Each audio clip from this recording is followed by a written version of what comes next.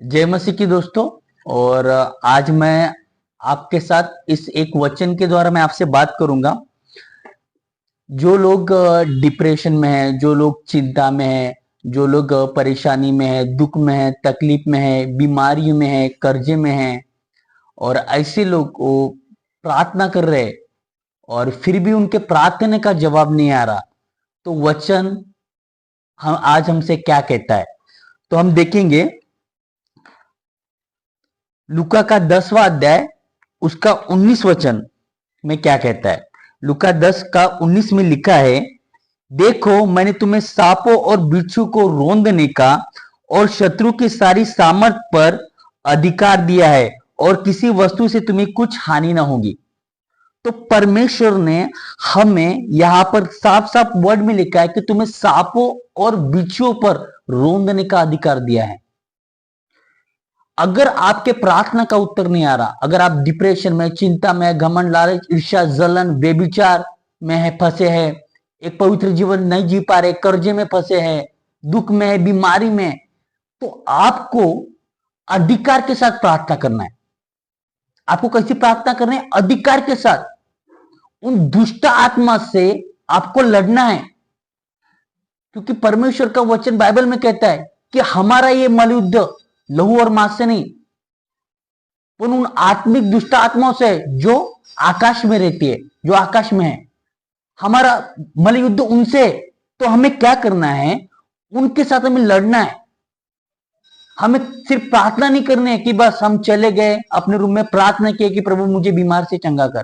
नहीं, परमेश्वर आपसे कह रहा है कि मैंने तुम्हें अधिकार दिया है, तुम उस अधिकार के द्वारा इस्तेमाल करो, क्योंकि परमेश्वर ने अपने बोलने ही से द्वारा इस पृथ्वी को बनाया है।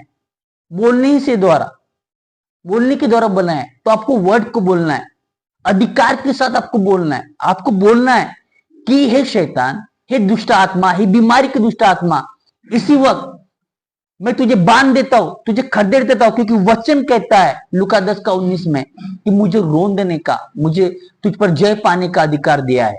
तो आपको अपने कर्जे के लिए, आपकी बीमारी के लिए उन शैतान से आपको लड़ना है, क्योंकि परमेश्वर का वचन एक जगह पे कहता है, मैं वचन आपको सामने पढ़ूंगा। दूसरा अध्याय 20वां वचन उसके 15वीं आयत में परमेश्वर का वचन कहता है, हे राजा यहोशापात, तुम सब ध्यान दो, यहोवा तुमसे योग करता है, तुम इस बड़ी भीड़ से मत डरो। मीन्स तुम इस शैतान से मत डरो, इन दुष्टात्माओं से मत डरो। तुम्हारा मन कच्चा ना हो, तुम्हारा मन कच्चा ना हो, क्योंकि युद्ध तुम्हारा नहीं, युद्ध तुम्हारा नहीं, परमेश्वर का है। हालेलुया, आमेन। युद्ध किसका है? परमेश्वर का है। तुम्हारी ओर से लड़ने वाला कौन है? परमेश्वर है। तो जाओ, अपने रूम में जाओ, अपनी कोठरी में जाओ और परमेश्वर से प्रार्थना करो। पर कैसे? अधिकार के साथ प्रार्थना करो कि हे बीमारी के पार, मैं तुझे कहता हूं कि इसी वक्त समुद्र में जा गिर।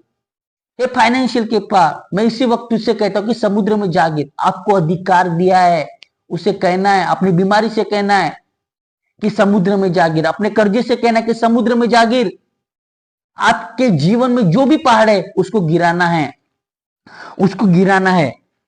हालेलुया, क्योंकि परमेश्वर ने आपको अधिकार दिया है। परमेश्वर ने आपको अधिकार दिया है। इफिसियों 6वां अध्याय 10 से लेकर 18 में आप अगर पढ़ोगे तो वहां पे लिखा, आत्मिक हथियार आपको दिया गया है, उसका यूज करो,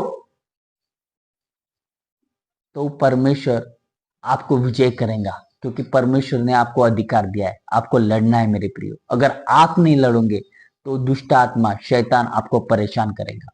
आपको लड़ना है, क्योंकि परमेश्वर का वचन कहता है कि मेरे अधीन हो जाओ, परमेश्वर के अधीन हो जाओ और शैतान का सामना करो। आपको परमेश्वर के अधीन जाकर शैतान का सामना करना है।